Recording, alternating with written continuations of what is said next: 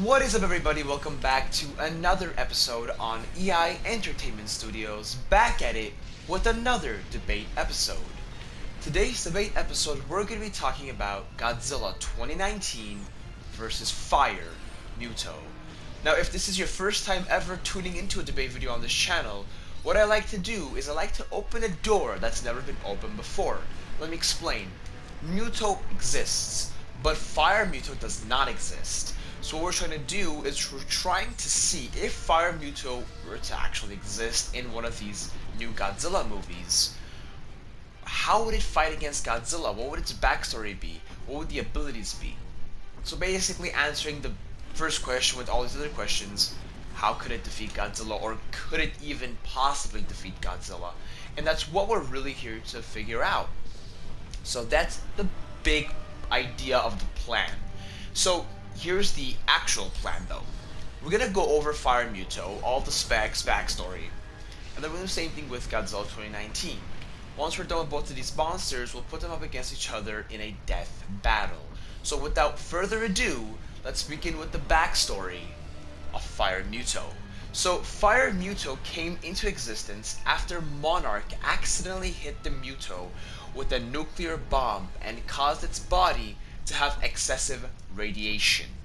And following that event, the Muto killed Mothra and took in her energy and completely changed form into a burning state, where it can explode and cause everything to explode from a far distance and melt from a close distance.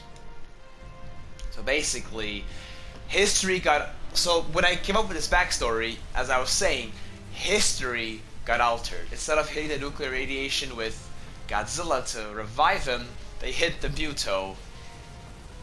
And basically what happened is, he got the excessive radiation and he went and killed Mothra. Kind of tweaked with the backstory, right? And then he pretty much got the burning ability in him instead of Godzilla. Which is pretty interesting. So that's the basic backstory.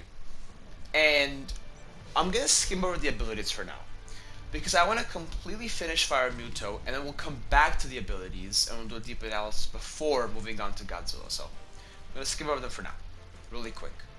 So, we have the Burning ability, EMP, Super Shield, Aggressive Health Increase, Muscle Multiplier. The Territorial level is indeed maximum. Aggression level is maximum. Biome is Earth, and height will be approximately 60 meters tall. So let's go back to the abilities, and let's do that deep analysis I was talking about. Let's see what these abilities even are. So, we're going to start off with the Burning ability. Now this one is literally the whole backstory I was talking about, how he got that excessive radiation. He could melt things from a close distance and explode things from a far distance because of the radiation pulse in its burning state. That is Muto's burning ability. Next we have EMP, which is known as an electromagnetic pulse. And basically what that does is it shuts down all electronic fields of material, really. Like planes, cars, and all that stuff, right? And he had that in his original movie, Godzilla 2013, and I thought it could carry on for the ability. So I decided to give him EMP again. It makes sense. It's a great ability, by the way. If you're fighting against, let's say, Mecha Godzilla, if he were to, that would be pretty much the ability to end the game, or change the game. Anyways, moving on. We have the Super Shield. Now, I have to give you an analogy to make this make even more sense of what I mean. This and the next ability, we'll get there. So, have any of you people played Godzilla Save the Earth? Now, some of you might know it, some of you might not know it. Basically, it's quite old. It's an old game from PlayStation 2 era. And there was this one concept where if you were to collect enough crystals, break them, you would go into something called Rage Mode. And when you go into Rage Mode, it's like nothing really hurts you because you're so on a plan to just kill and destroy. and you get excessive power from the, obviously from the crystals. It's kind of the same concept with the burning ability, where you get this excessive extra thing in you, and it's like it just gets you into offensive mode, and nothing can even break your barrier. That's basically what this does. This whole fire mode or burning mode, basically it puts this kaiju into a super shield mode where nothing really can do anything to it, and it puts it into aggressive health increase. That's what the next ability was, by the way. Aggressive health increase. So that's my best way of explaining these two things. And finally, we have muscle multiplier. So basically, when this Muto got hit with the nuclear radiation, or the nuclear bomb, you could call it, and the Mothra's whole energy, the muscle multiplier, basically what it is his body got so strong from this whole radiation that the body started forming even more muscles, making it almost 2, if not 3 times stronger than what it originally was. And that is quite badass. Alright folks, that's pretty much all the abilities that I came up with for Fire Muto, and that's pretty much all of Fire Muto done. Let's go on to Godzilla 2019, let's quickly get over him, and then we'll go on to the death battle. Sounds great. So, Godzilla 2019. I actually loved Godzilla 2019. I thought, you know, I'll be honest with you, I also enjoyed Godzilla 2014. I really was not digging the whole design of him being a chubby Godzilla.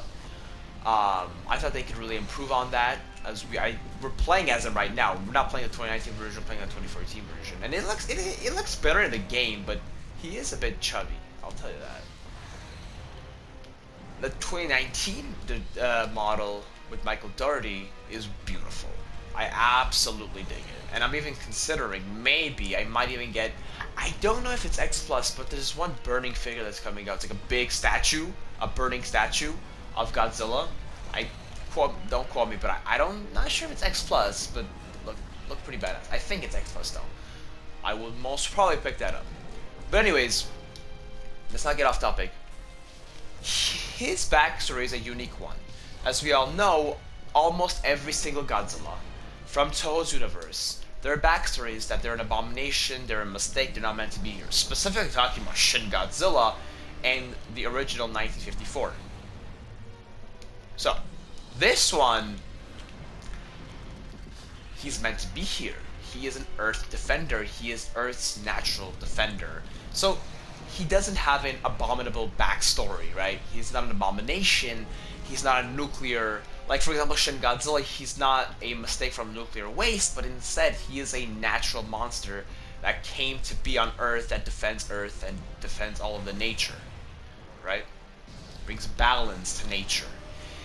And so that's basically his backstory. He's an ancient monster worshipped as a god in the older days, and now he is seen as the defender of Earth from all other monsters. Now, never said defender of humanity. I actually believe he's going to go against humanity in Godzilla vs. Kong from all the things that was happening in Godzilla King of the Monsters. But, you know, time will tell. We'll see. So that is basically his backstory, as I just, explained it, kind of jumping around. Now, his abilities are quite interesting as well. Now, I do want to say this thing that this whole thing that Toho does when they give their Godzilla an abomination backstory, where they're kind of like a deformed nuclear thing, that actually causes them to have really weird and powerful abilities like Shin Godzilla does. I'm not going to go over Shin Godzilla's abilities, but you guys know what his abilities are anyways. But see, he's kind of lacking in those crazy abilities, but not really. So we'll see what Godzilla's abilities are here. Are pretty powerful abilities, but it's nothing like quickly evolving and stuff like that. And it makes sense that they kind of took those things out for the new Godzilla film. So his abilities go as follows. He has the atomic breath. He has very good agility, especially improved from the 2013 film. He's a very good fighter, and he has a very strong tail whip. He is the only Godzilla I've ever seen survive the oxygen destroyer, which is a big plus in my opinion. Don't know about you guys, but I think that's a big positive, right? Something that 1954 Godzilla could not do. RIP. And then finally, he has one of the most interesting abilities, taken from the Godzilla vs. Destroyer film, or we can say Godzilla 1995. It's not the same exact concept of how it starts, but it's basically the same concept after the origin of it. And so here it is. The burning ability that Fire Muto has now. Basically, he gets excessive radiation in his body and Mothra's energy, and he goes into a burning state, and he just melts and explodes everything because of how hot the radiation is seeking out of his body. Alright. So, really, oh, and let's not forget the height. He is about 119 meters tall. So, that pretty much sums up Godzilla in a nutshell. And we're done with Fire Muto. Let's put them up against a death battle. So here's the plan. Here's the plan. Here is the plan. So what we're gonna do. We're gonna put them up against each other in a two-way. So we're gonna go far distance and close distance. Obviously, close distance is more practical almost every battle that happens, but far distance is done purposely to test their abilities. If we were to cut off some of their abilities, or lack some abilities, would they still be able to fight like a good monster? That's a testing way of seeing how good they are to fight. So let's go and let's do it off of Fire Muto. Now, Fire Muto, let's see what abilities he can and cannot use when it comes to far distance. And before starting this, they cannot get closer than 700 meters apart. So that's the threshold, guys, for the far distance. So, he has the burning ability. It's meant to go far distances. He can use it. The EMP will not travel that far. Super Shield is a defensive ability, will work. Aggressive health increase is a defensive ability, will work. Muscle Multiplier, it's in the body, so it doesn't matter. But he can only use one offensive ability, except for the EMP. He can use the burning ability, and that's about it. For Godzilla, he can only use the atomic breath and the burning ability as well.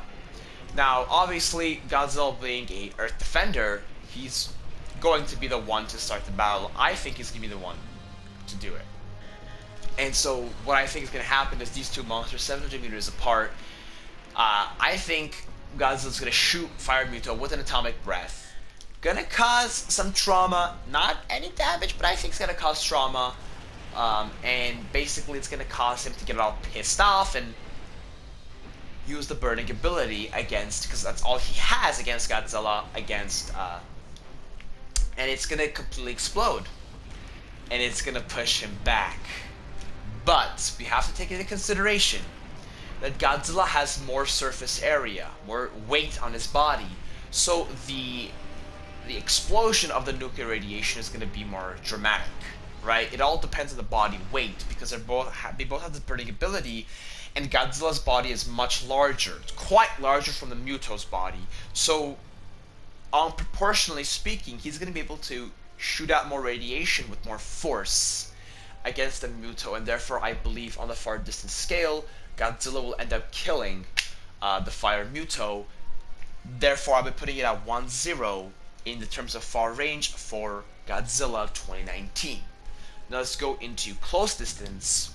Just the one we've all been waiting for, really. No rules, all out war, right? So here it is. Here it is, folks. Again, I see Godzilla starting it off with a good tail whip into the face of Fire Muto. Now we do know that's obviously going to cause some trauma, but it's definitely not going to cause any damage because he's already in a burning state, and it's going to cause him to get more pissed off. They're gonna keep on hitting each other until Godzilla decides to get a good kick in. He is larger. If he gets a good kick in across the face, it's definitely gonna knock down Fire Muto because he is much larger, right? And we know that since 2014's model, he is way more agile, way more aggressive as well. So it's gonna be a good ass whooping for the Fire Muto. Again, with the same concept when it comes to the end, not only is there an atomic breath to kind of push him back, it's going to be the same outcome, folks. Because of the bigger weight, bigger distribution across the weight, it's going to have a bigger pulse or bigger weight blow up and because of his weight, the nuclear radiation is going to come out of even stronger a force from Godzilla than Fire Muto, causing him to kill Fire Muto, or at least defeat him, putting it at 2-0, complete sweep. Not pretty rare in my debate videos, but with all of this stuff, does make sense. It's going to be a clean sweep against Fire Muto, Godzilla being the winner. Obviously, it's just my opinion. You can debate me in the comment section below, and also requests are highly recommended and accepted for future debate videos in the comment section below. If you did enjoy, please consider subscribing. Thank you so much for watching, and as always, have a wonderful and amazing day. Thank you so much, everybody.